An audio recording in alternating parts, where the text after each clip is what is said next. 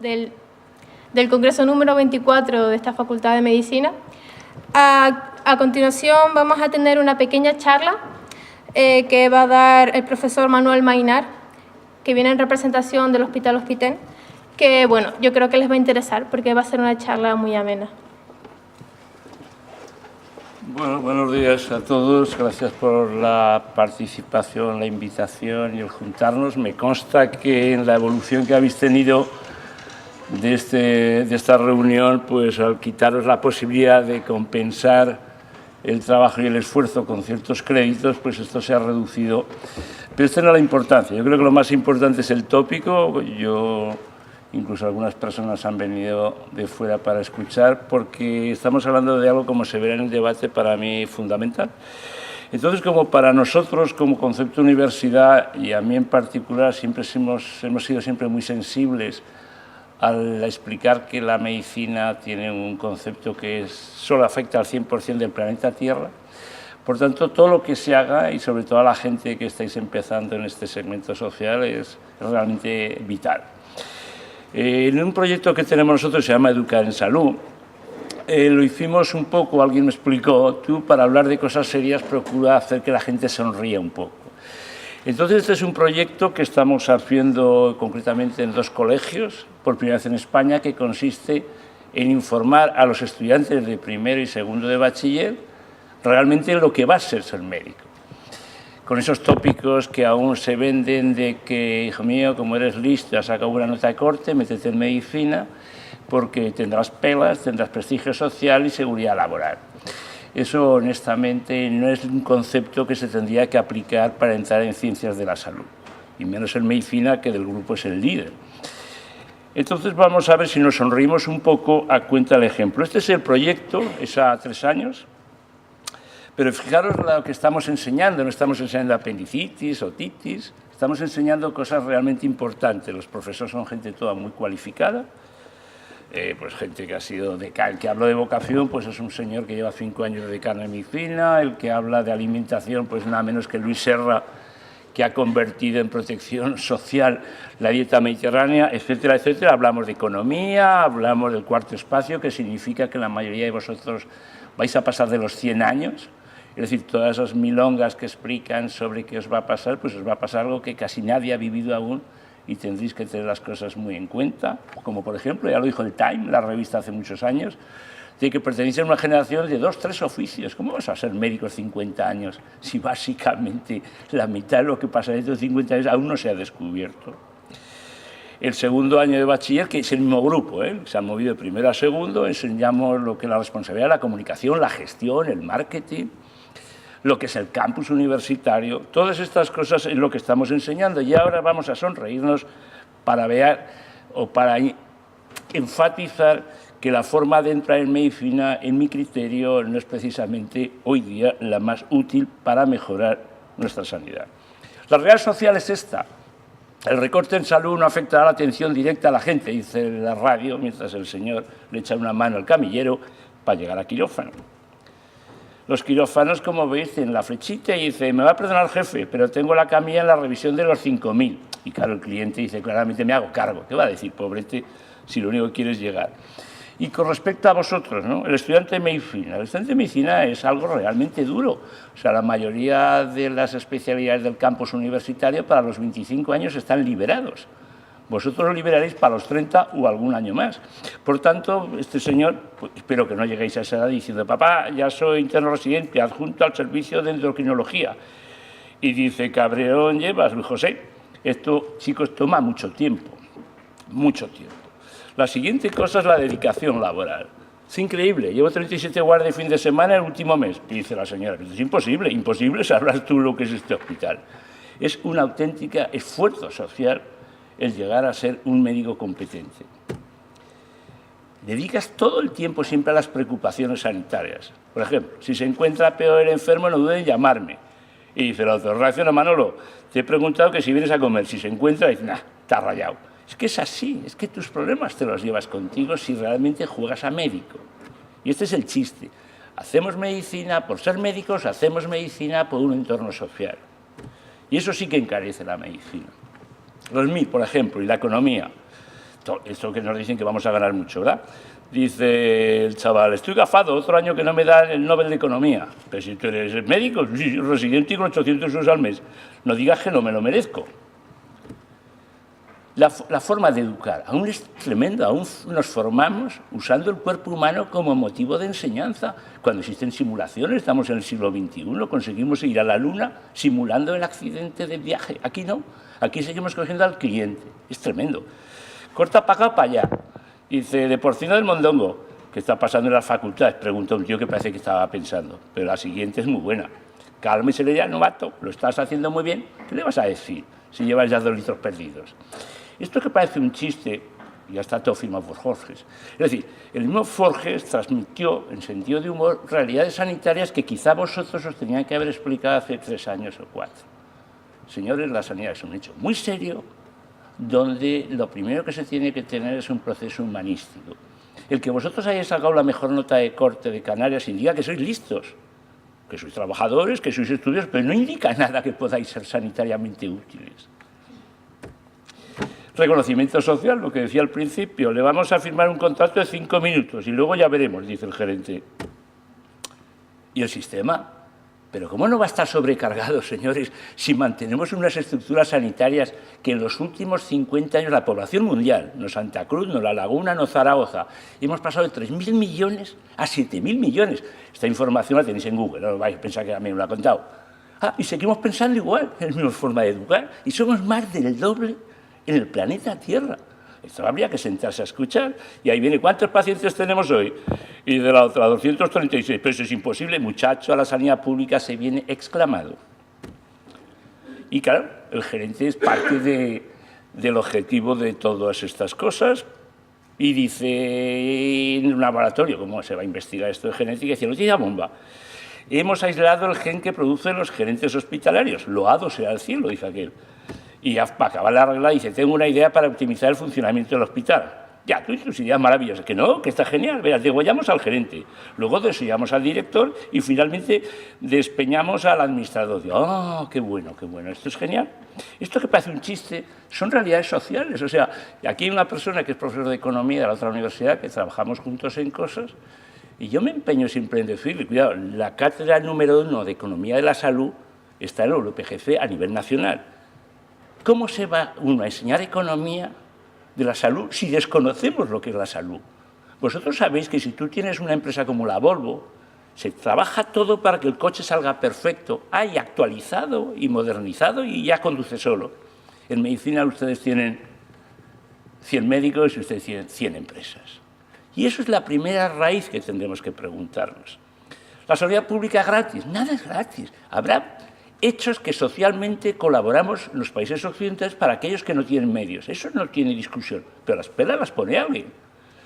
Y ahí sale la famosa farmacia de Génova que dice, son 13 del copago, 5 del cupón medio se ocurre, 11,7 del IVA jubilata y 8,66 del te habías creído.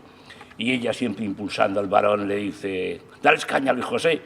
Y los de menos mal que no nos iban a tocar la pensión. Y entonces se calle, o le voy a tener que clavar el 0,7 de sarcasmos. Esto es volviendo a la nostalgia, ¿no? ¿Te acuerdas cuando en los pasillos del hospital no había literas sino camas normales? ¡Oh, tiempos aquellos! Y finalmente, esto lo podéis entender como queráis. La sanidad española será del todo universalmente privatizada, personalizada. No lo escribo yo, esto lo cuenta todo Forges. Y para acabar de arreglar la situación, pues echamos mano de este sarcasmo anglo a propósito de las farmacias. Como estamos ahora en las ciencias de la salud, también la farmacia está incorporada. Tengo una idea. Vamos a darle las drogas a la mitad de la población. Y dice, yo tengo una mejor. Vamos a que todo el mundo pague por aquellas drogas. ¡Ay! Llega el listo y dice aquello de, ¡ay! Yo tengo la mejor. Déjame que esto lo llamemos medicina. Este proyecto, que insisto, estamos haciendo de forma randomizada, o sea, en un colegio estamos dando las charlas por los profesores importantes y hacemos una encuesta desde el departamento que digo de Economía de la Universidad de Las Palmas y al otro colegio solo le damos las encuestas. Nuestro objetivo es demostrar entre 3 años que el estudiante informado, como toda la vida, toma mejores decisiones. Es decir, tenemos que acabar en medicina con que el futuro se coja por la nota de corte. Es tan serio el oficio, y la nota de corte indica simplemente que está bien, eres listo, pero puedes no ser inteligentemente preparado y humanísticamente decidido a sacrificar tu vida por algo tan costoso como la salud. Les decimos que van a ser los primeros en aprender lo que es responsabilidad en salud. Les montamos que el conocer el futuro y poder educar a todos los usuarios, porque claro, el problema ya no es cómo formamos al personal que sale de medicina, el chiste es cómo educamos a la población para que sepa que lo más lleno de un hospital no puede ser nunca la cafetería, tendrá que ser las plantas. Y no venir 3 clientes a acompañar al enfermo, no, no, no. Con que venga uno, lo deje y se vaya, eso es lo correcto en salud. Pero no tenemos la costumbre de mostrar el cariño cuando vamos al hospital. Luego el abuelo está en casa y nadie lo va a visitar. Y finalmente, el objetivo de este proyecto es conocer el uso de la tecnología en salud, que gracias a eso somos 2 veces mejores, por supuesto. A la pregunta esta, pues obviamente la contestación sería esta. Estas son las 2 universidades, la fundación, los que participan en este proyecto a 3 años. Bueno, yo me creí y acepté la invitación porque, digo, bueno, con un poco de sentido del humor a lo mejor nos damos cuenta que proyectos como estos, bien manejados, podemos hacer que costumbres que tenemos podamos reconvertirlas en estudios prospectivos y dentro de un tiempo lleguemos a la estructura sanitaria X o a la educativa Y o a Bolonia y digamos, miren, nosotros hemos demostrado que educando a los niños no llegan a médicos simplemente por la nota de corte. Punto 2, aquellos que quieran ser sanitarios les daremos un curso de 4 meses donde se verán la realidad hospitalaria, la miseria, las tragedias, el esfuerzo y las noches en vela. Bueno, esto era, yo espero que haya cumplido la misión de hacer la introducción para lo que viene detrás. Gracias. Ahora pasaremos al debate estudiantil, que lo compondrán, este debate estudiantil lo harán tres compañeros nuestros de la facultad que, siguiendo el modelo formal de las competiciones de debate, van a defender el tema de la sanidad privada frente a la sanidad pública. Las posiciones se han puesto y se han asignado aleatoriamente, así que después del debate, por favor, no intenten recriminarle a nadie nada de lo que ha dicho. Asimismo, contamos con la suerte de tener un jurado compuesto por profesionales entendidos en el tema. Tenemos a Néstor Rocío, director del Hospital Quirón, a Manuel Maynar, el que acaba de hacer la charla, que es profesor de la Universidad de Las Palmas y representante del Hospital. Tenemos también a Mario Alberto Gómez Culebra, subdirector del Departamento de Cirugía, Oftalmología y Otorrinolaringología y profesor titular vinculado. También tenemos a Ramón Castro Conde, profesor titular vinculado de Pediatría de la Universidad de La Laguna, y a Manuel Sánchez, secretario del Departamento de Cirugía, Oftalmología y Otorrinolaringología y profesor titular vinculado. El debate va a consistir en lo siguiente. Se va a dividir en 3 partes diferenciadas. La primera es una introducción que durará 3 minutos y después va a haber 2 argumentaciones, 4 minutos cada una. Los tiempos se van alternando y bueno, esperemos que les guste y que después del debate el jurado procederá a deliberar quién ha ganado y después procederemos a un coloquio entre ellos donde ustedes podrán participar si así lo desean. En primer lugar, queremos aclarar que nuestra postura defiende la sanidad pública, no como la podemos observar reflejada a día de hoy en la mayoría de hospitales públicos, pues somos totalmente conscientes de sus defectos y de que no es perfecta. Por poner un ejemplo, posee una lista de espera demasiado larga que retrasa y dificulta la atención a los pacientes. No obstante, nuestra postura sí que defiende en plenitud la esencia del concepto original de la sanidad pública y su significado más intrínseco, cuyo verdadero potencial es el modelo ideal al que aspiran todos estos centros de salud pública actuales. A lo largo de este debate desarrollaremos y explicaremos en qué nos basamos para afirmar esto. Los pilares que abarca y sobre los que se sustenta nuestra defensa son los siguientes. El principio de la sanidad pública es aquella que permite su acceso a todos sin importar la capacidad económica individual. Nuestros argumentos parten del punto principal de que el acceso público a los servicios de sanidad debe ser considerado, en principio, como un derecho básico y fundamental del ser humano. Sin embargo, debido a una mala gestión de los recursos disponibles, entre otros factores determinantes, la calidad de este servicio ofrecido por los centros de sanidad pública se enfrenta a muchos desafíos e inconvenientes con los que, por el contrario, no se tropieza la sanidad privada. Esto nos lleva al siguiente punto. Y es que no podemos permitirnos el lujo de dejar que la sanidad pública se vaya lapidando año tras año, sean por los motivos que sean. No sería justo negar que la mencionada calidad de los servicios de sanidad pública está en progresiva decadencia, pero tampoco lo sería achacar la responsabilidad de esto al propio concepto de lo que es y de lo que debe ser la sanidad pública, que es lo que repetimos, este concepto, lo que nosotros defendemos en este debate. La sanidad pública puede funcionar óptima y correctamente, pues en su naturaleza yace ese potencial. Por ejemplo, en el caso de que la universalidad es una propiedad intrínseca a ella. ¿Por qué entonces, a la hora de llevarla a la práctica, demuestra tener tantos fallos? Creemos firmemente en que el origen de dichos fallos no radica en su esencia, sino en una gestión deficiente de sus recursos, y no solo por parte de las autoridades administrativas correspondientes, sino también de, por ejemplo, los propios usuarios o pacientes. En el caso de esto último, y por exponer un hipotético caso, consideramos que es injusto no penalizar al paciente, que sin justificación... Continúa, vamos terminando. Que sin justificación y tras alegar que su descuido se debe a un olvido, falte a una cita con un especialista de la sanidad pública, ya que no solo no existe penalización para este tipo de mal uso del servicio, sino que además se le volvería a citar sin mayores inconvenientes. Creemos demostrar con esto que la sanidad pública en las condiciones ideales funciona. Todos sus fallos se deben a un uso irresponsable de esos recursos y a una mala gestión, y por esa razón aún tiene un largo trecho evolutivo que recorrer para sentarse Tiempo. como... Muchas gracias. Me gustaría que nos posicionáramos en el lugar de una persona con un cáncer de colon. Para poder diagnosticar el cáncer de colon necesitamos hacer una colonoscopia. ¿Qué pasa? Que en la sanidad pública esto es difícil y se tarda tiempo. Y para que nosotros podamos empezar a utilizar y podamos empezar en nuestro camino de la curación, necesitamos que todo ese tiempo pase para siquiera saber si podemos o no, si tenemos o no esa enfermedad. Esto es algo que no ocurre en la sanidad privada. Nuestro equipo acaba de decirnos lo que nosotros pensamos. La sanidad pública actual es deficiente. Aporta calidad, pero no es suficiente. Tenemos un sistema público que está saturado. Hoy en día, como el ejemplo de la colonoscopia, las personas necesitan esperar mucho tiempo para recibir simplemente un tratamiento que en la sanidad privada se les da al día siguiente. Además, en la sanidad privada también podemos contar con una atención personalizada, más cercana a las necesidades propias del individuo. Y también podemos luchar con la sanidad privada frente al conglomerado y a la imposibilidad del doctor de intentar curar a un paciente porque tiene 200.000 detrás. Nuestro equipo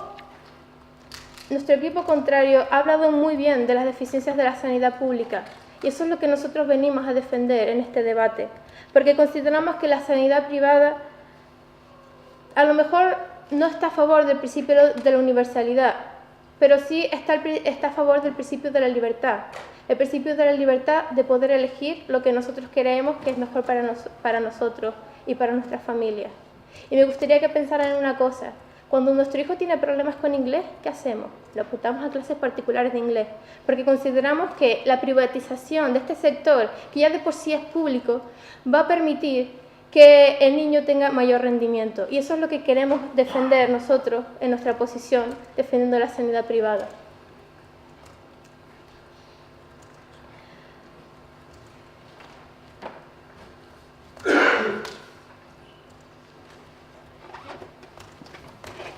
Gracias. Pasamos a la primera parte de la argumentación por parte de la sanidad pública.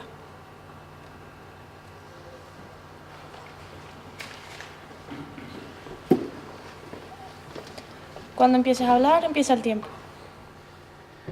Muy bien.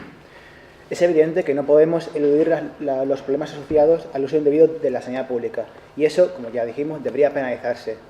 El tema de las listas de espera es un tema muy serio y es un tema en el que hay que trabajar, pero hay que trabajar desde la sanidad pública y no podemos permitir que este derecho fundamental, o al menos que nosotros consideramos un derecho fundamental, se vaya lapidando por culpa de estos problemas de gestión.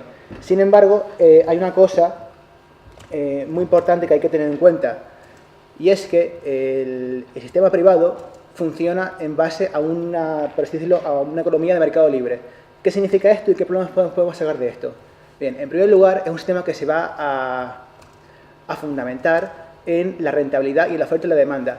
¿Qué pasa? Si tenemos, por ejemplo, personas con tratamientos crónicos o con enfermedades que son raras, ¿qué empresa privada se va a poner a desarrollar la tecnología o los medios para poder tratarlos? También tenemos el problema de que esto va a dejar a muchas personas fuera del sistema, no solamente por los altos costos, sino por lo que dije antes. ¿Y qué pasa cuando hay personas que están fuera del sistema sanitario? Pues bien, os pondré un ejemplo. Hablamos del tema de la vacunación. ¿Por qué las vacunas han servido para eliminar gran parte de las enfermedades este último siglo? Pues por la sencilla razón de que las campañas de vacunación generales han provocado no solo la inmunización individual, sino colectiva. Formamos una barrera, todos estamos dentro del sistema y estamos protegidos. Si hay gente que se sale del sistema, hay enfermedades que pueden volver, por tanto, hay brechas. ¿Por qué digo esto? Porque la salud pública no es un tema que concierne al individuo, por eso defendemos la sanidad pública, es un tema colectivo, todos contribuimos y todos recibimos digamos, este derecho básico, por tanto todos estamos protegidos. Además, me gustaría recalcar sobre lo que dije antes, sobre el tema del sistema de mercado libre, que Estados Unidos, que es uno de los países prototipo en este modelo de sanidad privada, tiene graves problemas, sus ciudadanos tienen graves problemas para acceder a servicios sanitarios. Tengo aquí una gráfica desarrollada por la OECD, en la que, si el jugador tiene bien considerarla,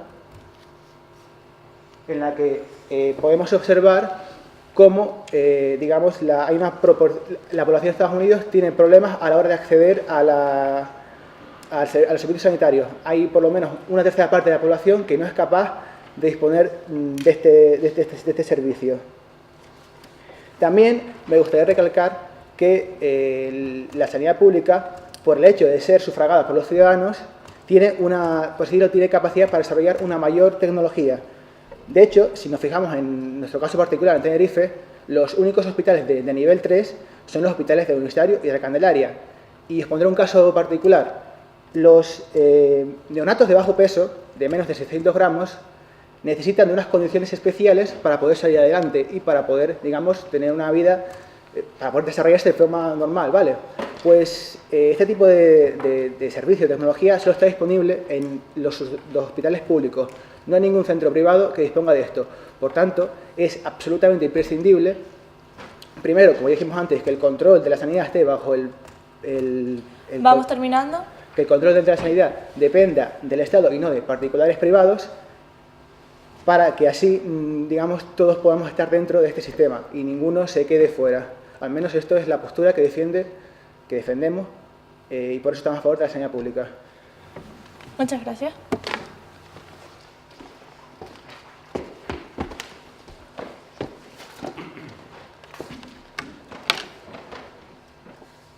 Cuando empiezas a hablar, empieza el tiempo. Vale. Bueno, en primer lugar, me parece muy gracioso que el equipo contrario esté utilizando un argumento totalmente en contra de la sanidad privada, porque es lo que podemos ver actualmente en la gestión de los recursos en la sanidad pública. Es decir, en vez de buscar una postura más de colaboración entre dos sistemas que pueden ser perfectamente compatibles, se busca una rivalidad para ver quién se queda con el mayor número de pacientes. Esto mismo es lo que pasa en la sanidad pública con los servicios.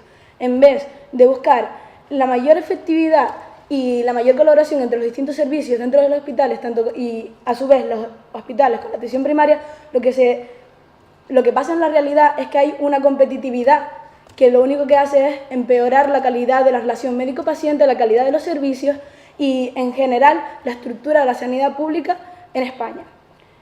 Eso en primer lugar.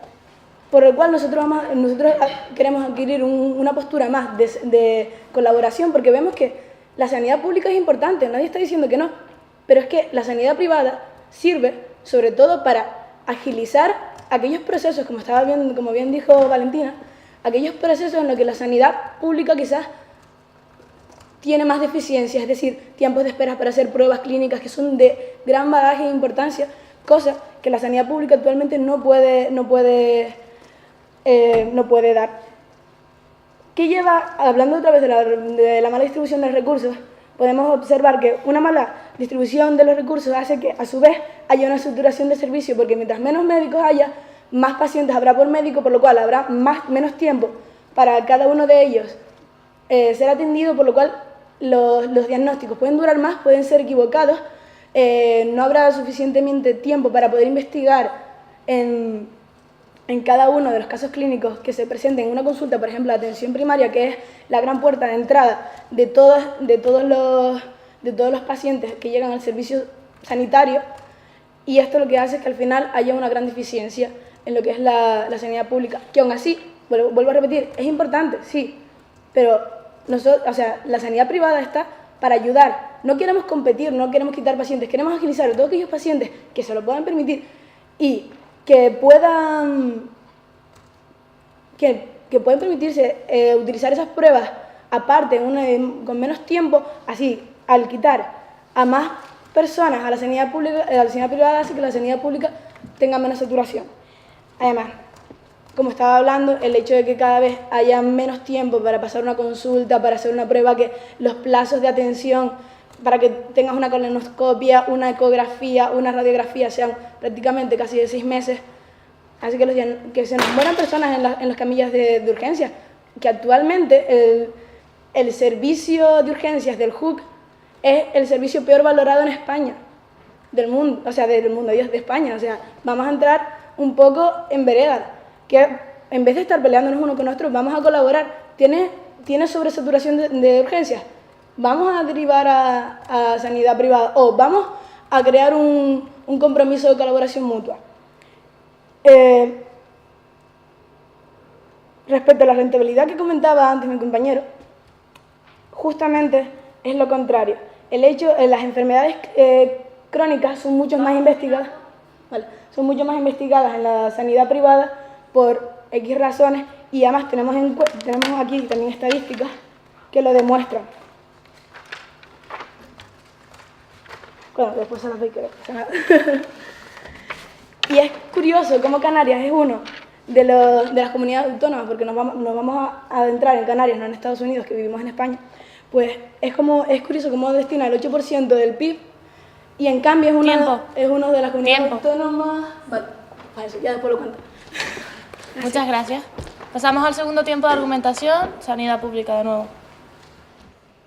Si lo que usted dice sobre la sanidad pública es cierto, entonces no puedo sino rendirme a sus argumentos en favor de la privada. Efectivamente, como la sanidad privada es esencialmente mejor que la pública, podemos afirmar que la sanidad privada puede gestionar mejor la sanidad y el acceso de la población a ella.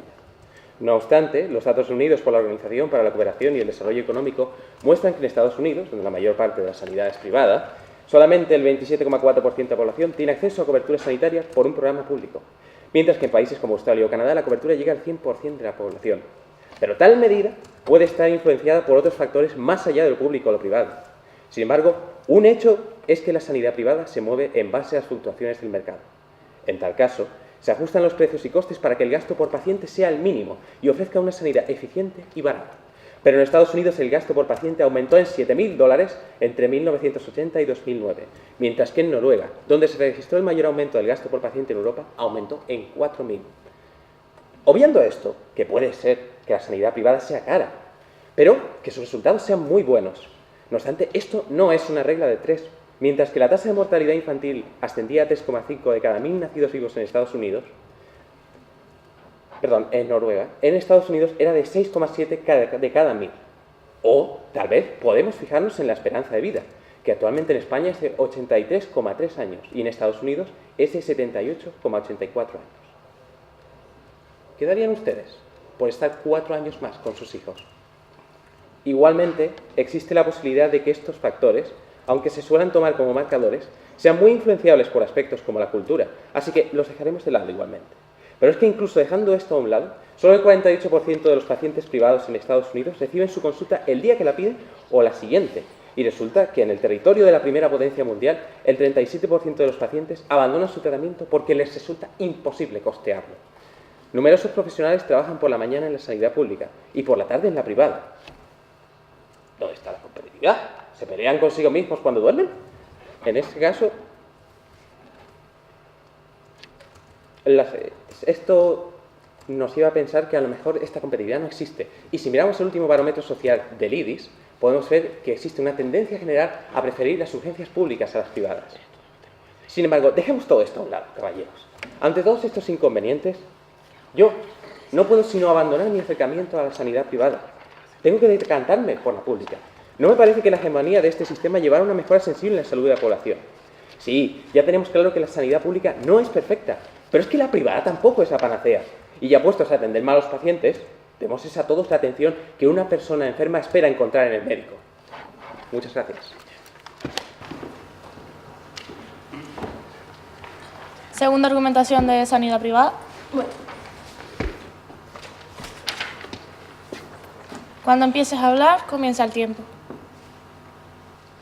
en primer lugar, volvemos a decir otra vez que no defendemos la privatización social del sistema de sanidad español. Nos gusta, lo que queremos es mejorarlo.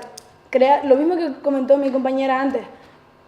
Queremos que la educación pública se elimine por el hecho de que mi hijo no llegue al nivel de inglés que se le pide, no.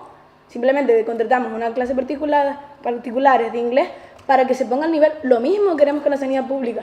Es decir, todo el mundo sueña con una sanidad pública idílica que actualmente está muy bien, pero no significa que no debemos mejorarla. Pues la sanidad privada lo que quiere con este marco de colaboración es ayudar a llegar a esos niveles idílicos. Ya se utilizó la sanidad privada y la educación privada para subsanar todos aquellos coletazos que quedaban durante la transición con los centros concertados, que de ahí nacieron. Actualmente, por lo cual, quitamos ese argumento, no queremos privatización del sistema, queremos una colaboración continua y eficiente para llegar a un marco de eficiencia total y donde no tengamos que compararnos con ningún otro país, que nosotros seamos la excelencia.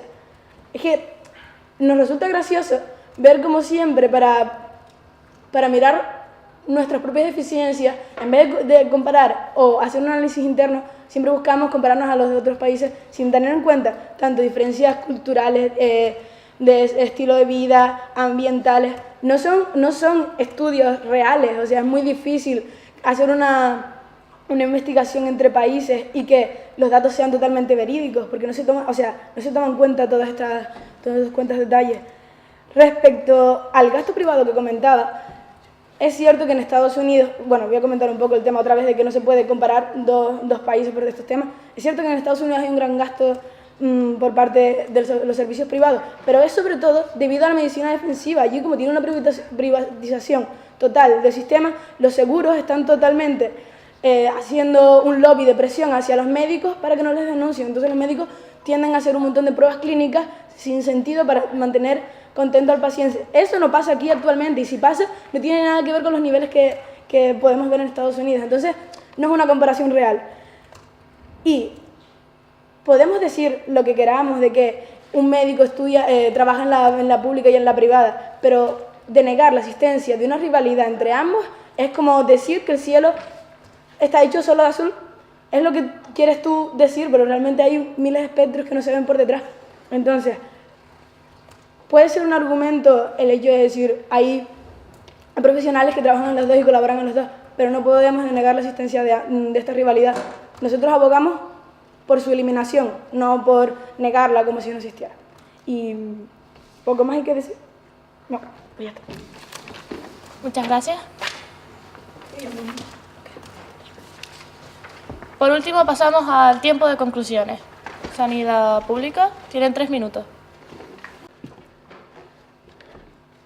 Nuestro grupo defiende la idea de que para progresar en estos sistemas sanitarios ha de haber un modelo a seguir, al que aspirar y al cual mejorar, yendo perfeccionándolo poco a poco. También defendió la idea de que el acceso a los servicios de salud debía de ser público porque está definido como un derecho inalienable. aunque también nos hemos respaldado en que existen importantes colectivos de individuos que apoyan este tipo de sanidad sobre la sanidad privada, que puede ser igual de efectiva o incluso más en algunos casos que la mencionada sanidad privada. Por desgracia, debido a una mala organización, volvemos a reiterar, y un mal uso de los recursos y ayudas que ofrece la sanidad pública, cuando la idea de este concepto es trasladada a la realidad, no es difícil encontrarse con casos en los que los hospitales públicos se enfrentan a gran cantidad de problemas. Sin embargo, creemos haber demostrado que el origen de dichos problemas no radica en una de las características más esenciales de la sanidad pública, que sea básicamente eso, pública. Ya que adoptando medidas tales como propiciar una adecuada concienciación ciudadana acerca del uso responsable de este tipo de sanidad o la elaboración de leyes y normas que restrinjan y eviten el abuso de este servicio, su rendimiento podría mejorar y sus fallos se solventarían progresivamente. Esto es lo que nos referimos con lo de un modelo a aspirar para ir mejorando. El equipo contrario defendió ideas muy interesantes también. La sanidad privada quizá haya podido convertirse en una alternativa tan atractiva a día de hoy como una especie de contestación a la mala gestión, que hemos mencionado ya tantas veces, de la sanidad pública. En cierto modo, trata de solventar a su manera los problemas a los que se enfrenta la pública mediante otro tipo de organización. Si la sanidad privada, por poner un ejemplo, es capaz de tener una lista de espera mucho menos larga que la pública, ¿qué nos impide pensar que una correcta reorganización y administración de los hospitales públicos sea la solución que todos esperamos? Queremos concluir contestando a una nueva incógnita que quizá haya surgido a raíz de nuestras últimas palabras, y es que, ¿por qué afirmamos antes que esa era la solución que todos esperamos? Para ello recordaremos un hipotético y prototípico caso, que no por ello es ficticio o meramente irreal, de un paciente que padece una enfermedad muy cara de tratar. Este paciente tiene un seguro privado que no tarda en descubrir que no le sale rentable pagar su tratamiento, y el propio paciente tampoco cuenta con recursos suficientes como para costeárselo de su propio bolsillo. Abandonado por su seguro privado y sin manera de pagar directamente el remedio a su condición, buscará ayuda en un hospital público. Vamos Muchas acabando. gracias. Muchas gracias. Tiempo de conclusión para sanidad privada. Cuando empieces a hablar, empieza el tiempo. Mi equipo durante todo este tiempo ha querido argumentar que la sanidad privada no queremos que la sanidad privada sustituya a la pública. Nos mantenemos en esa tesis. Lo que queremos es que haya un marco de colaboración entre ambas. Queremos que ese marco de colaboración sea en beneficio exclusivamente del paciente, no de gerentes, de servicios hospitalarios, no. El paciente tiene que ser nuestra prioridad. Y eso es lo que creo que hemos estado dejando un pelín de lado en este debate.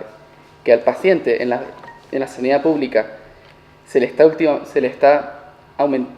comparación con la privada, hay unos tiempos de espera mayores. ¿Y por qué no darle al paciente esa opción de recurrir a la privada si ese paciente quiere tener sus pruebas antes?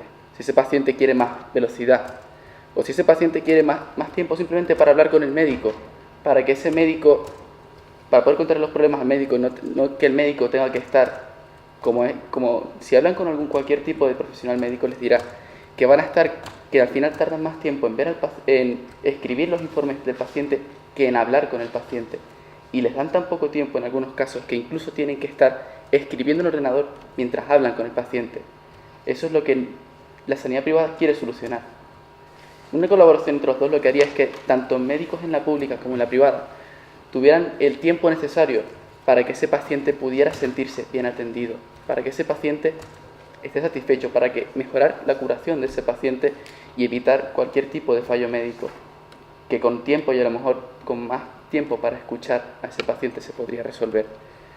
También podemos hablar de que la privada es mucho más rentable. Estamos de acuerdo en que a lo mejor se podría intentar poner ese método en la pública, hacer que sea más rentable la pública, pero ¿por qué no aprovechar las infraestructuras que ya existen de la sanidad privada para lograr así, insistimos, que el paciente tenga menos tiempo de espera, que el paciente esté curado antes?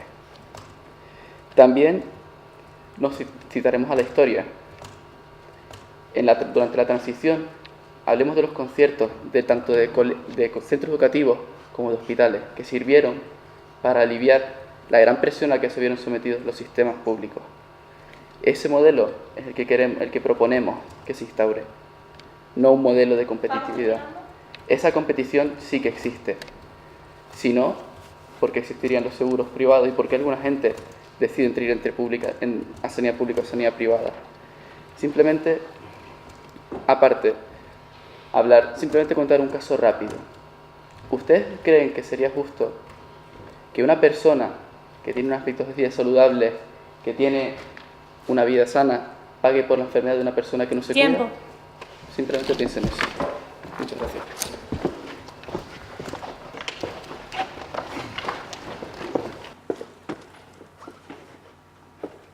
Bueno, muchas gracias.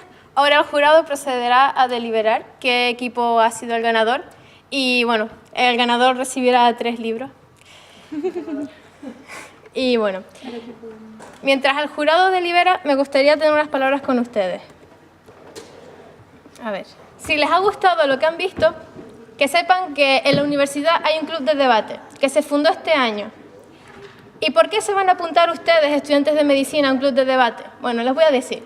Yo decidí estudiar medicina porque quería ser médico. Pero para mí ser médico no es recetar un paracetamol cuando hay dolores de garganta. Para mí ser médico es ser científico, es ser estudiante y es ser humanista. Y una persona que es un verdadero científico es una persona con una gran capacidad crítica. Una persona que es estudiante es una persona a la que no le importa quedarse hasta las 2 de la mañana estudiando porque considera que la disciplina es más importante que el placer del día a día. Y porque un humanista es una persona que cree en el poder de la gente y que es capaz de poner a los demás antes que a sí mismo. Todo eso es un médico, porque un médico es una persona crítica, es una persona estudiosa y es una persona con unas habilidades sociales que va desarrollando y que son importantes, porque al final el buen médico no es el que sacó más nota en el MIR, el buen médico es el que sabe comprender al paciente y recetarle lo que él necesita. Hay un torneo de debate y yo considero que el debate me aporta todas estas cosas, les he organizado este debate. Y les invito a que si quieren participar en el torneo de debate que se va a producir este mayo, pues que lo hagan. A lo mejor el tema no es un tema que para nosotros estudiantes de medicina sea muy fácil de tratar, pero es a lo mismo, desarrollar capacidad crítica. Porque al fin y al cabo nosotros nos vamos a enfrentar a muchas situaciones en las que no vamos a tener ni idea de lo que estamos hablando.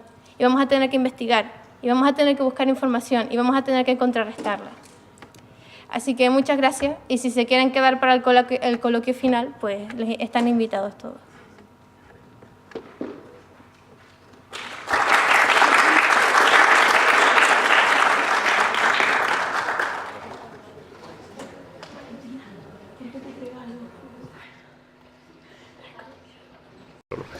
Bueno, realmente creo que la opinión ha sido compartida, hemos considerado que para la experiencia que tenéis, para el proyecto que habéis montado, no hay forma ninguna de valorar realmente quién lo aplica mejor sus discusiones. A mí creo que los 5 consideramos que tenéis un grado de brillantez realmente espectacular.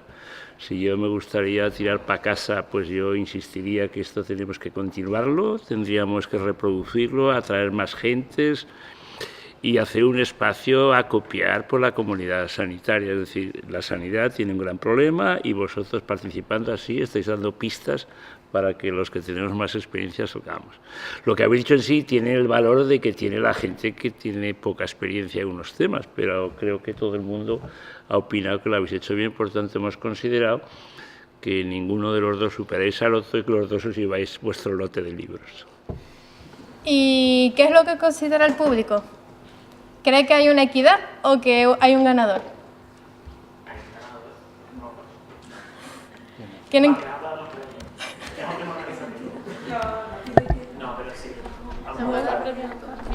Vale. Bueno, pues chicos, los premios ya los irán a buscar después, cuando salgan del debate. ¿Abriste la pregunta para que opináramos? Sí, pero... Yo creo que hay un equipo ganador por argumentos, pero hay una oradora ganadora por calidad de oración. ¿Y quién es?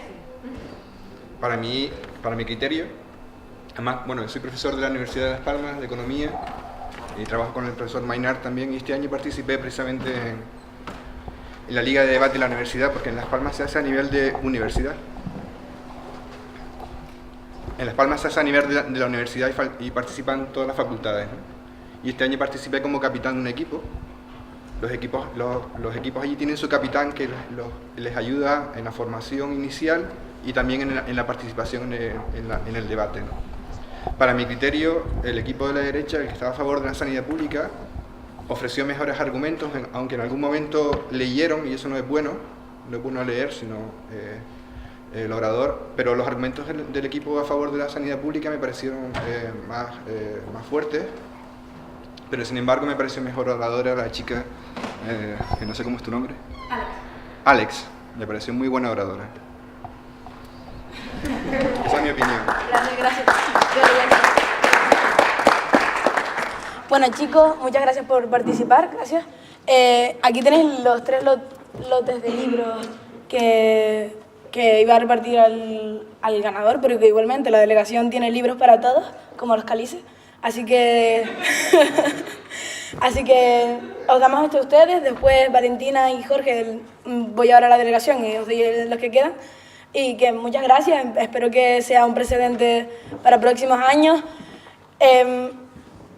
Queda todavía tiempo, ahora toca un coloquio de los profesionales que tenemos aquí a mi izquierda, así que espero que se queden. Y después toca la comida, tienen tiempo libre y cineforum, no me fallen al cineforum. Bueno, eso, muchas gracias.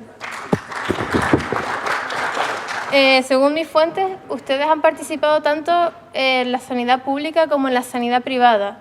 ¿Ustedes personalmente, como médicos, qué opinión tienen sobre el debate y los argumentos que se han expuesto hoy? Bueno, yo en primer lugar agradecer a la universidad, en la persona de la doctora Rubí Rodríguez, el que nos ha invitado. Yo soy el gerente del Hospital Universitario de Canarias, y que nos haya invitado a participar en este coloquio y en esta evaluación de candidatos, porque al fin y al cabo ustedes van a ser nuestros próximos trabajadores, y así lo esperamos. En concreto a la pregunta, yo creo que yo voy a ser un poquito menos benévolo que el profesor Maynar con respecto a los argumentos oídos.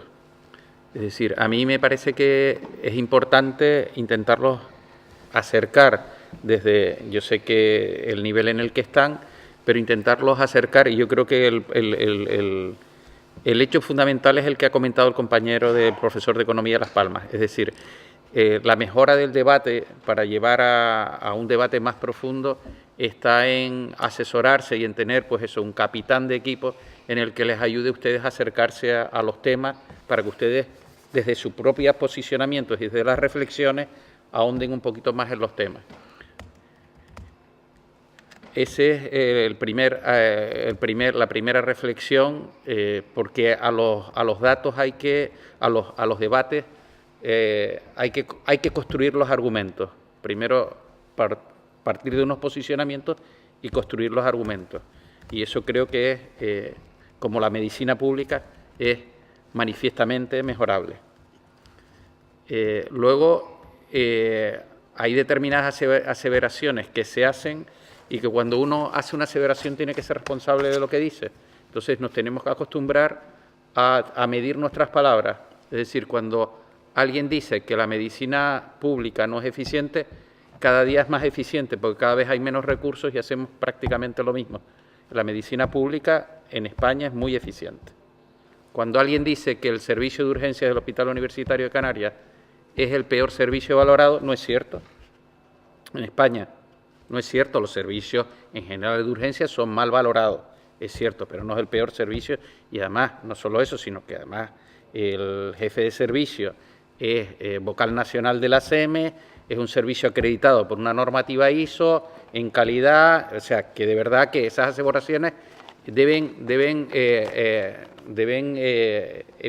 obviarse porque no son demostrables, y lo que no es demostrable nos estamos acercando, aunque la medicina siga siendo un arte en parte, nos tenemos que acercar a la medicina desde una ciencia. En cuanto a la conceptualización del debate, lo primero es conceptualizarlo adecuadamente, es decir, medicina pública frente a medicina privada. Probablemente ese no sea hoy, cuando uno, es cierto que para llegar a las profundidades siempre se empiezan de posturas antagónicas, pero las posturas no son antagónicas. Es decir, si me parece que el argumento más importante que se dio fue por parte del último ponente, en el que habló de la colaboración, es decir, y la colaboración centrada en el paciente. La medicina pública y la medicina privada tienen unas características diferenciales y desde las dos, y vamos, soy poco sospechoso, soy el gerente de una pública, he trabajado en medicina privada, son complementarias hoy en día, conviven los distintos modelos de financiación, de provisión de servicios, porque medicina pública, ¿qué es? ¿Quién paga público o que se haga con medios públicos? Primera pregunta que habría para conceptualizar el tema. En segundo lugar, pasamos a la provisión. ¿Lo que es concertado es público o lo que es concertado es privado?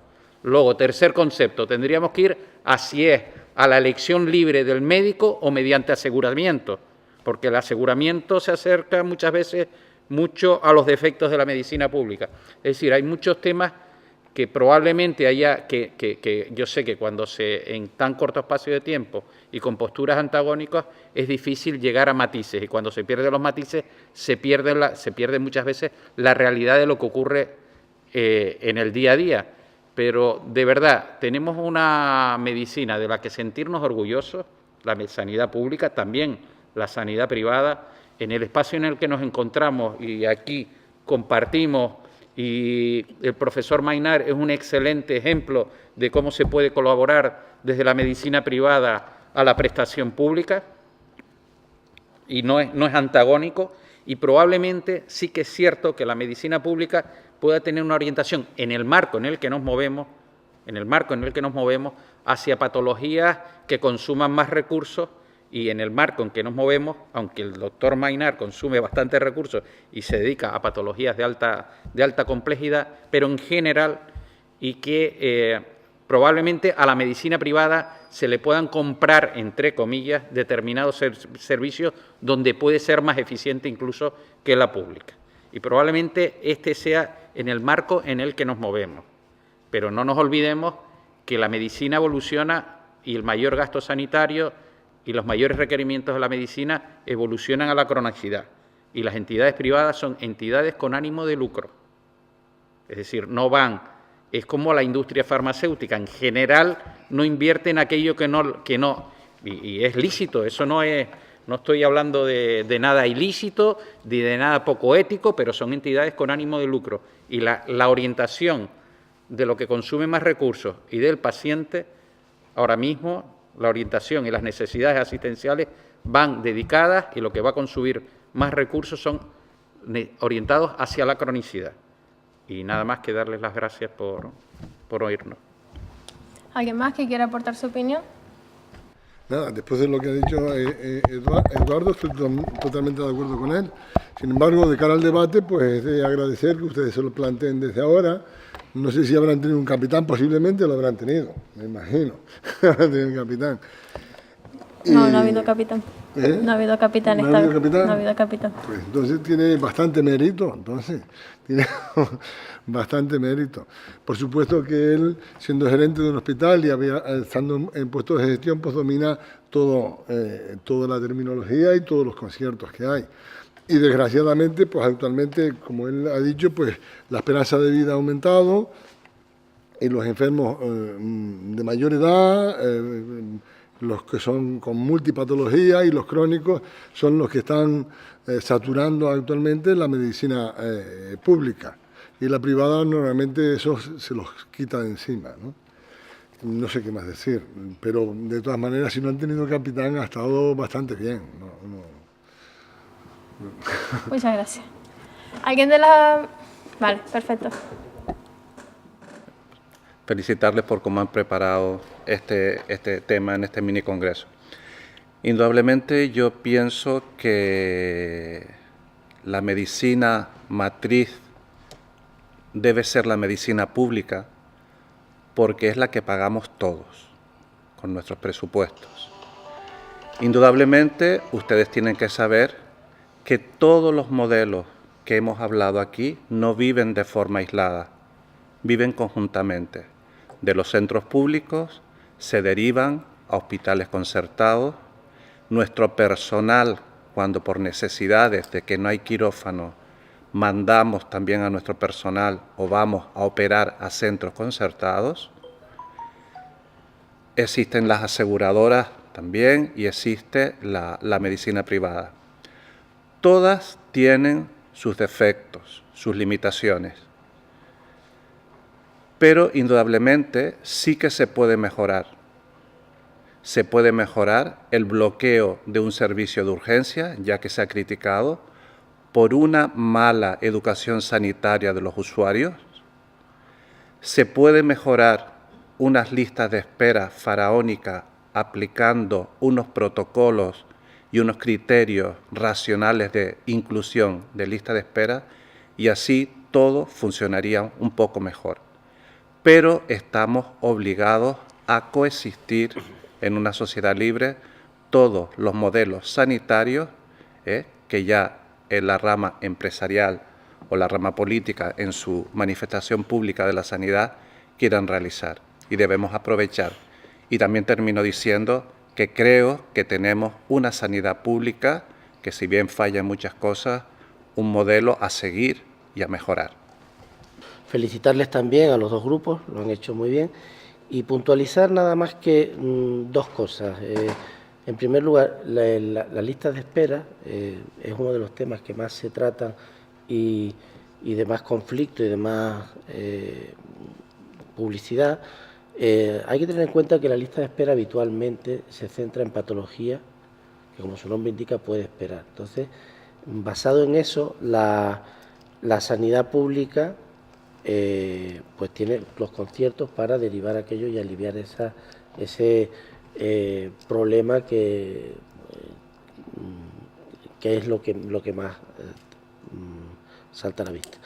Pero hay que tener en cuenta también que no todo es la atención al paciente, que desde luego es nuestro primer objetivo, y la atención optimizada, sino que también tanto la sanidad pública como la sanidad privada mira otros aspectos que son el de la investigación y el de la docencia en muchos casos, que en el caso de nosotros que formamos parte de la sanidad pública y también de la docencia de nuestras universidades, pues coexiste también y tenemos que compatibilizarlo. Por lo tanto, vuelvo a lo que han dicho mis compañeros, los modelos deben de coexistir, deben de funcionar sincronizados y por supuesto optimizados para que tanto el aspecto asistencial, que es el primero, como el docente y como el de la investigación, estos dos últimos no se vean mermados por esa presión constante que tenemos en la sanidad pública. Y nada más, felicitarles porque lo han hecho muy bien y ha sido imposible pues definir quién era el equipo ganador. Yo no puedo evitar hacer mi planteamiento universitario. Yo, por circunstancias de la vida, nací en medicina con unas técnicas que no estaban introducidas en España. Yo tuve la oportunidad de introducirlas, lo que me ha llevado siempre a educar. Es decir, pues si yo sabía una cosa, educaba a otra. Entonces a mí la medicina siempre la he visto de un punto de vista universitario. Y ese programa que habéis visto, ¿qué me llevó ese programa a proponérselo a una serie de gentes y poner en marcha? Porque estáis entrando en un camino, y me refiero a los que estáis empezando la salud, en un camino que desconocéis. La culpa no es vuestra. Es decir, que esto en clase lo repito todos los días, ya que en la universidad de enfrente yo dispongo todos los años de 150 chicos como vosotros que entran el primer día, y prácticamente, como digo yo, las primeras 3 o 4 clases me dedico a insultarles en el sentido creativo, es decir, la habéis metido la pata en esto, no teníais ni idea.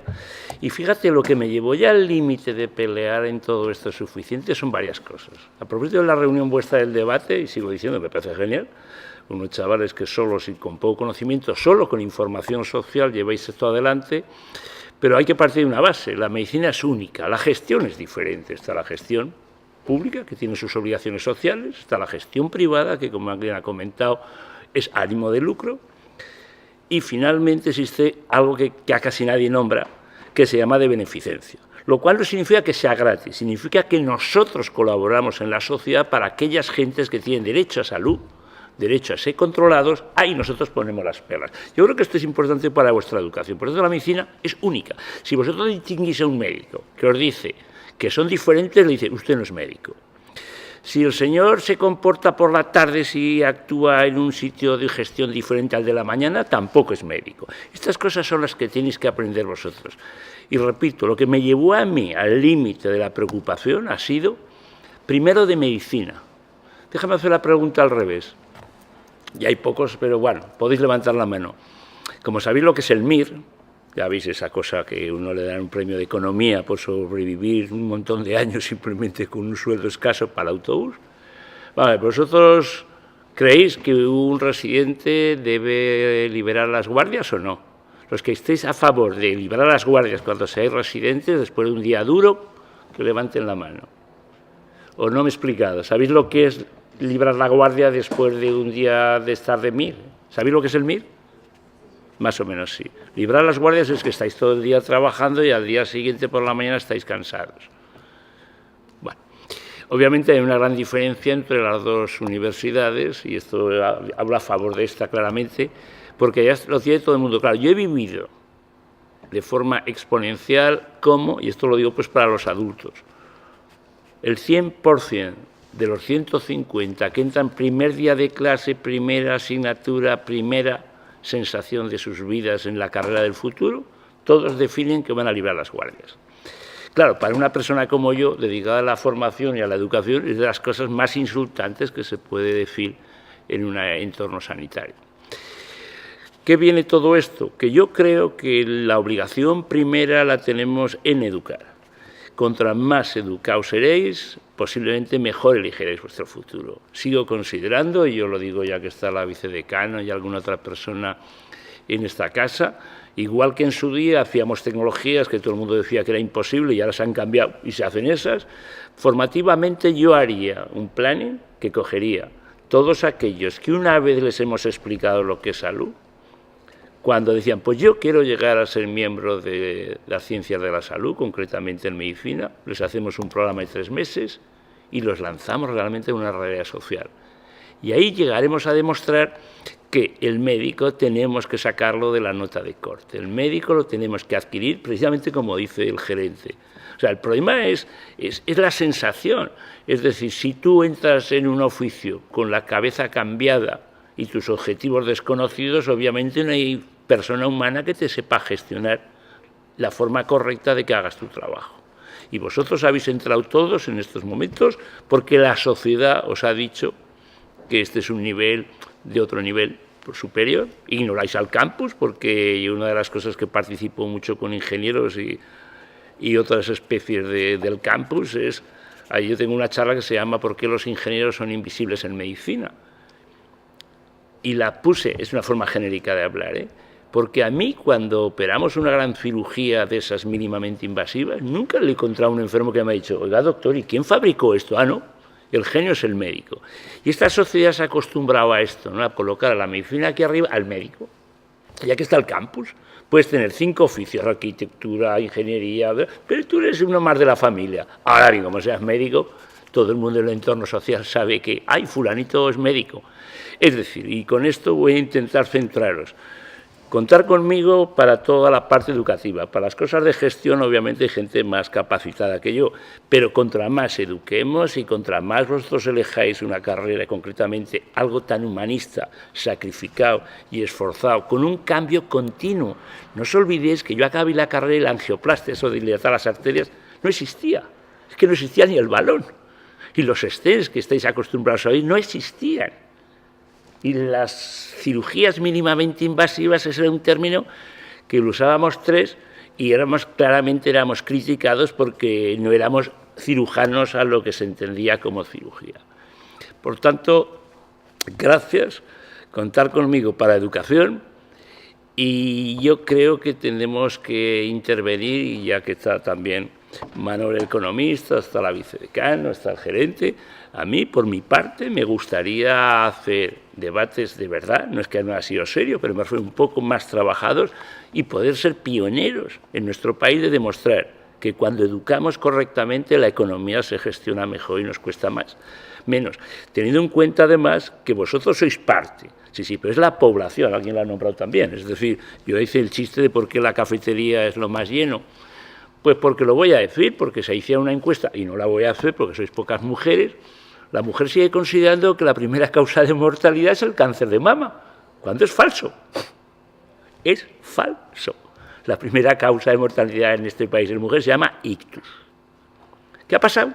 Pues, ¿cómo? Si ya venimos así, ¿cómo le vamos a intentar explicar que vengan solo el que tiene que venir, que se preocupen de trabajar y desarrollar sociedad? Y ese es el capital que tenemos con vosotros. ¿Alguien tiene alguna pregunta? ¿Algo que quiera decirle? Bueno, pues voy a decir yo una. Porque siempre me ha parecido curioso. Mi madre también trabaja en el sector sanitario, no es médico, pero ella siempre me decía que cuando ella empezó a trabajar, los médicos siempre estaban en una posición superior, estaban endiosados. Me dijo que eso era algo que ya no está ocurriendo tanto y que ahora nota que los médicos más jóvenes llegan al hospital y, bueno, pues son mucho más cercanos. Pero mi primer día de clase, uno de mis profesores lo primero que nos dijo fue: felicidades, porque ustedes han llegado a medicina y ustedes son la élite de la sociedad. ¿Qué consideran? ¿Qué opinión tienen ustedes sobre eso? ¿Ustedes consideran que el hecho de que existan las notas de corte puede afectar en el cumplimiento como futuro médico y profesional del alumno que está entrando en la facultad? A ver, primero estamos de acuerdo en que el médico se siente cada día más partícipe de un equipo. En línea de lo que estaba comentando el profesor Maynar, ahora normalmente son equipos sanitarios los que atienden a los pacientes. El médico muchas veces en determinadas áreas por su cualificación, pues puede estar por su conocimiento, puede estar en una posición de decisoria mayor, pero solamente en una parte de la asistencia. Es decir, ahora mismo hay áreas de capacitación donde el enfermero lo puede hacer individualmente y además, como lo hace con cierta frecuencia, lo hace mejor, es decir, efectivamente. Ahora, sí que es importante, yo siempre parto también, aunque no soy profesor de la facultad, siempre intento educar. Y educar en valores y en sentido de la trascendencia. Y sí que es cierto, y a veces nos expresamos mal en cuanto a élite de deberes o de derechos. Es decir, yo creo que lo más importante, el valor que yo puedo intentar transmitir hacia la gente con la que convivo es el sentido de la trascendencia de lo que hago. Es decir, es verdad que lo que hace el personal sanitario como equipo, el médico como persona individual, es muy importante, pero no porque estemos en una clase social o en una casta, sino que es uno de los valores fundamentales, la vida por un lado y disfrutarla con salud en otro. Entonces sí que es cierto que somos una parte importante, pero no por nosotros mismos, sino por la labor que podemos desarrollar, por ese sentido de trascendencia que tiene que tener implícito la vocación a la que nos dedicamos, de la profesión que nos dedicamos. Eso es lo más importante. Para mí es lo más importante lo que intento transmitir al personal que trabaja con nosotros y no solo eso, sino que además cada vez el médico rompe barreras. Es decir, por ejemplo, nosotros tenemos en el hospital ahora una línea que estamos en desarrollo y prioritaria es desarrollar cuidados humanizados. Es decir, pues nos importa, pero no de postura, sino porque nos importa al paciente. Medicina centrada en el paciente. Entonces, en cuanto a la nota de corte, pues la nota de corte es una forma de organizar la medicina que es un punto de partida. Lo que ocurre es que intentamos pensar que nuestra vida es lo que elegimos a los 18 años y que no tiene remedio si nos confundimos. La nota de corte puede ser una forma, probablemente no perfecta, de empezar algo, pero no es una forma de seguir algo, es una forma de empezar algo, de acercarte a una profesión, y en otros sitios es mucho más fácil el cambiar de rumbo, y luego que la medicina no es la medicina de los hospitales. La medicina, hay mucha más medicina que la que son las de los hospitales, porque cuando hemos hablado antes de sanidad pública y pública privada, pues hay aspectos preventivos muy importantes que se desarrollan planes de cribado, etcétera, etcétera, que acomete la sanidad pública. Es decir, que hay inspección médica, hay agencias de evaluación, donde, o sea, la medicina no solo es la práctica de médico cirujano, médico dedicado a servicios centrales, no, la medicina es mucho más que lo que uno identifica con el médico, que además, mi hijo me decía, pero tú realmente eres médico, pero cuando yo le decía que yo no operaba, me decía, pero ¿y entonces tú qué haces? Y eso no lo hacen las enfermeras, cuando tenían menos edad, el mayor ya está estudiando con ustedes medicina aquí. O sea que yo creo que más que el sentido, la nota de corte es una forma de organizar, de intentar ser justo al que haya realizado un mayor esfuerzo, gratificarlo con algo, pero obviamente es imperfecto. No es el modelo ideal y a seguir. Yo creo que me van a pegar. Vamos a ver, respondiendo a la pregunta que hacías de lo que les dijeron o les dijo ese profesor de que ustedes eran élite. Yo creo que no se refería ni élite social, se refería simplemente que erais o sois élite cultural. Y cuando digo cultural lo pongo entre comillas. Yo soy profesor, doy clase en quinto de medicina, me he ido adaptando a los diferentes planes de estudio. Hemos tenido exámenes espartanos de aquellos alumnos que le ponías 10 preguntas y como fallaran una ya tenías suspendido el primer parcial y pasabas al segundo. En este momento estábamos con unos exámenes tipo test que respondían ustedes a todos, porque ustedes son capaces de aprenderse de memoria 1000 folios escritos a máquina, encerrados 15 días estudiando. Y después preguntar por delante y por detrás que se lo saben.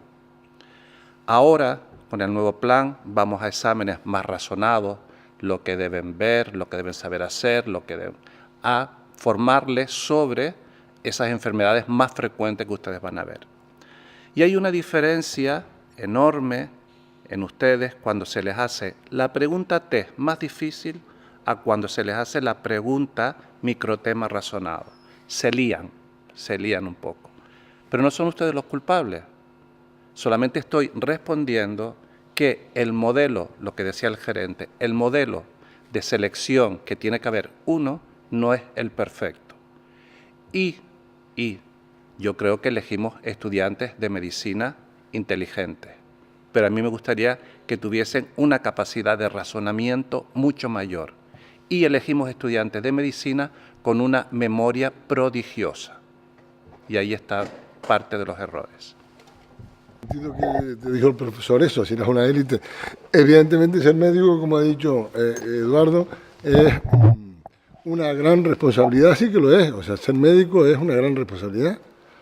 Suele ser el jefe de un equipo y suele ser el responsable directo de las decisiones que se tienen que tomar pues con un enfermo. Es una gran responsabilidad y es, pues, decide sobre el futuro de una persona.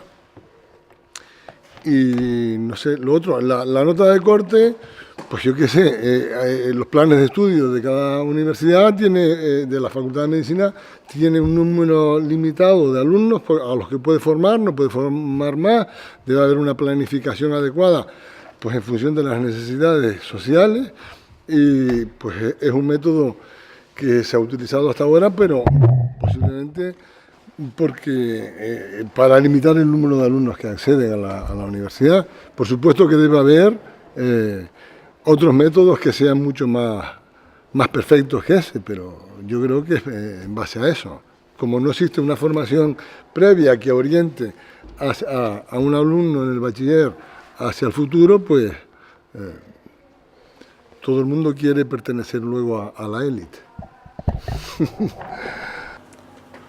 Bueno, pues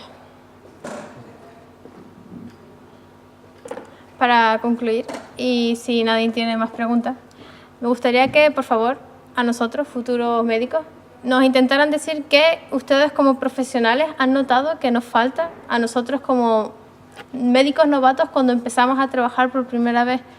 ¿Qué le dirían a una persona como yo que está entrando en la facultad y que probablemente va a llegar a trabajar con ustedes dentro de 5 o 6 años? ¿Qué consejos nos aportarían a nosotros? Realmente ya lo he dejado claro. El primer consejo es: tenemos un problema. porque uno no puede saber, tal como entráis, realmente cuál es vuestra percepción. Y este es el primer agujero grande. Es decir, mientras no podamos, aquí, como estábamos comentando hace un momento, es el método. Pero claro, yo me crié en un sistema donde los métodos se pueden cambiar. Es decir, las tecnologías eran cero, no querer, luego se han cambiado. Yo he podido participar en directo de sistemas sanitarios que no había guías de trabajo. Entonces, cuando participas en la guía te das cuenta que todo consiste en saberse explicar, en saberlo crear, en saberlo publicar. Porque publicar es otra de las obligaciones que tiene cualquier persona científica en este país. Tienes que comunicar tus esfuerzos a cualquier sitio, en unas revistas buenas o malas, pero esto es otra de las cosas que no se os enseña. La lista puede ser eterna por eso, porque vosotros tenéis cero culpa. Volviendo al tema de selección, vamos a hablar de un sistema sanitario que todo el mundo se llena las bocas y no hay referencia literaria que no aparezca a Estados Unidos. Teniendo en cuenta que Estados Unidos, yo iba a la Facultad de Medicina a los mismos escaños y aún no se había descubierto América del Norte, quiere decir que toda la información ha venido del resto de la comunidad. Pero a cambio, para ser médico en Estados Unidos, tenéis que hacer una carrera intermedia. O sea, no se puede salir de pibe con 17 años y de repente, como cumples 18 ese año, te conviertes en una carrera que, por cierto, vas a terminar a los 30, donde casi todos los datos se os han dado equivocados y las percepciones sociales son equivocadas. Por tanto, para mí me parece que lo primero que tenemos que asegurar es la información, insisto, al que quiere acceder a salud y al que quiere usar salud. Con esos dos términos, posiblemente, proyecto a 25 años, claro, esto como todo en la vida, esto no sale de hoy para mañana, pero yo estoy buscando, igual que con este proyecto que habéis visto, como estamos comentando aquí, lo que quiero, a mí me gustaría que esta universidad u otra dijera, venga, vamos a hacer un programa ensayo donde, primero, los chicos, antes de que elijan, se les va a dar unas clases oportunas, y dos, aquellos que han decidido hacer la carrera de medicina van a pasar 4 o 5 meses de entrenamiento. Hasta en China los mandan a la selva. Es decir, aquí no, aquí pasamos del colegio, y hablando de tecnología, tenéis que aprender que al médico, como a todo, como al fontanero, como al se busca en Google. Ah, no. ¿Ha visto alguien que se ponga en Google el nombre del médico que le va a visitar? No, ¿por qué? Pues el médico ya es listo de nacimiento, como se ve, las elecciones de listos. Por tanto, no. Hay que mirar esas cosas, hay que actualizarse, hay que participar y automáticamente empezaremos a agrupar la sanidad de unas formas mucho más útiles y rentables. Vosotros, otra pregunta que os hago el primer día de clase. Venga, ¿cuántos de vosotros tiene computadora? Obviamente todo el mundo. ¿Cuántos de vosotros tiene un smartphone hoy día? Obviamente todo el mundo. ¿Cuántos chateasteis ayer? Todo el mundo. ¿Quién soy yo? Nadie se ha molestado. Es que entráis en clase y os da igual quién coño da la clase. Pero no hemos quedado que no. Es que esas son las cosas. Afortunadamente os sonreís porque decís, ¿y por qué eso lo sabe también? Coño, pues que lo llevo viviendo montones de años con vosotros y vosotros los que me vais enseñando. Esas son las cosas que hay que cambiar. Y vosotros lo tenéis fácil, entre comillas, pero no es realmente vuestro. Si a vosotros, insisto, si a vosotros os hubieran dicho, y cuando vayas a un profesor, evalúalo y ten respeto. Y mira, no quiere decir que el que no tenga mucho currículum le saltéis a la yugular, sí, pero igual que sois capaces de montar una mesa de discusión, coño, os sentáis y decís, oiga, profesor, pues ya que usted parece que no está muy interesado con esto, pues hayamos calculado que cómo lo hacemos esto un poco más dinámico y nos entretenemos un poco más, ya que usted nos llena la pizarra, cuando ya lo he visto en Google 55 veces, a usted le gustará mucho llenarse la bata de tiza, pero es que a nosotros ya lo de la bata de tiza, pues excepto para que se lo cuente a sus entornos, es decir, todo el futuro pasa, insisto, en que sigáis haciendo lo que hacéis y tiene que basarse solo en un término que se llama educación. Ah, y otro término que también me gustaría que llevarais a casa. Como en todos los oficios hay médicos buenos, malos y regulares, tontos y listos, jetas vividores y sacrificados. Es que claro, es que eso es lo que tenéis que vosotros aprender y a partir de ahí pues entráis en el espacio que podáis entrar. Como profesor de esta facultad y antiguo alumno de la misma, pues evidentemente podría contar la historia, la evolución de cómo ha sido la formación en medicina y cómo la hemos vivido, ¿no? Actualmente, nosotros, desde el punto de vista del profesor, tenemos que asumir también nuestras propias responsabilidades en cuanto a un poco educar, lo que decía el doctor De Bonis, y un poco a cambiar la mentalidad con la que se entra, con la que se ingresa en la facultad, con la que se sale en la facultad de la facultad, con la que se accede al hospital luego, y con la que se crea un estilo de vida que está instaurado en los propios hospitales y lo vemos mucho a diario. Y todo pasa por tener vocación. Lo que se ha hablado toda la vida, que la vocación del médico, que tal, la vocación no es más que tener claro que esto no es ingresar en la facultad para aprobar los exámenes, para hacer test, para luego estar preparado cuando llegas al MIR, rellenar esos test perfectamente, sacar un número, coger la plaza que te toca o que en muchos casos no es la que quieres realmente, y luego pues ya pasar el resto de tu vida dedicado a una especialidad que en muchos casos no es la que querías y que te hace muchas veces presentarte otra vez al MIR, etcétera, etcétera, o que si no tienes trabajo.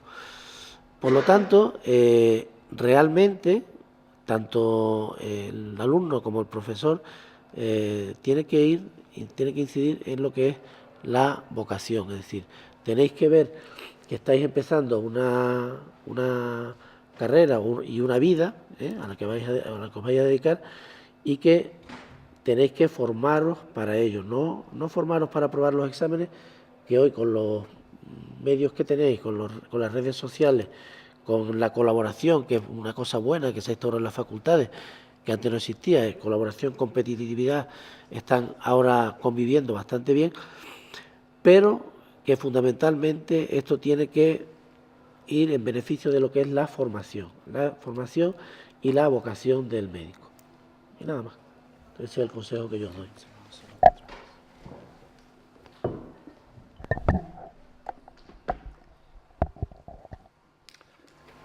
La pregunta es, alumno que termina medicina, alumno ideal, ¿no? Voy a decir 3 cosas nada más.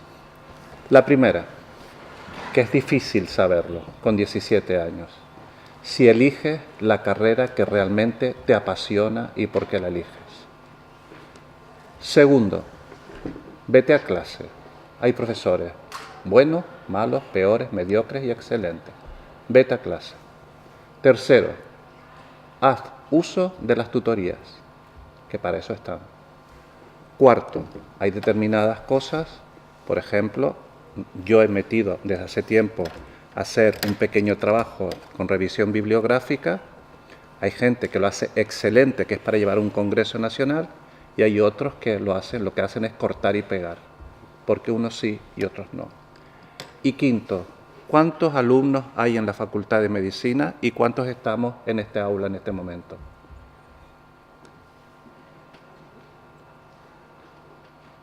Posiblemente los excelentes, posiblemente. Una compañera quiere decir una pregunta. Sí. Soy Daniela, una estudiante de segundo de medicina de aquí de la UL, y quería lanzarles una pregunta a todo el jurado, y es ¿qué opinan sobre la troncalidad? ¿Creen que este sistema es eficaz? Y ya está, gracias. Yo pertenezco a la Comisión Nacional de Especialidades, de la especialidad de oftalmología. Oftalmología, afortunadamente, no entra en la troncalidad. He oído los argumentos pro y en contra de la troncalidad. Inicialmente me resistía porque me daba la sensación de que era una nueva formación de alguien que está en un despacho, que piensa y ejecútese, como se hacen las cosas en este país, te dan la orden y después te buscan la vida. Al final, creo que tuvimos hace poquito aquí también una conferencia también sobre troncalidad. Yo creo que lo único que intentan es que tengamos una formación, esos 2 años, un poco más generalizada. O sea, una mejor formación, sobre todo los internistas. Yo no soy internista, pero me he encontrado pacientes mayores que vienen a operarse de catarata tomando aspirina, acetilsalicílico, por su cardiólogo, por su reumatólogo, o sea, porque nadie hay que se atreva a coger todo un plan de tratamiento. Yo creo que tiene una buena finalidad. Ahora, lo que no sé es cuándo se va a elegir por parte del MIR su especialidad, cuando te presentas y eres R1 o cuando terminas la troncalidad, el periodo de troncalidad. Parece ser que el elegirlo cuando terminas el periodo de troncalidad puede ser una debacle, porque a un servicio te pueden venir 5 o 6 los que deciden en ese momento. Eso es lo que quiere el sistema, eso es lo que quieren los expertos, pero se dan cuenta los que se les viene encima. Y entonces creo que se va a elegir el tema de la troncalidad y la especialidad que quieras hacer, aunque hagas los 2 años, desde el principio. Se alivia mucho las cosas con eso.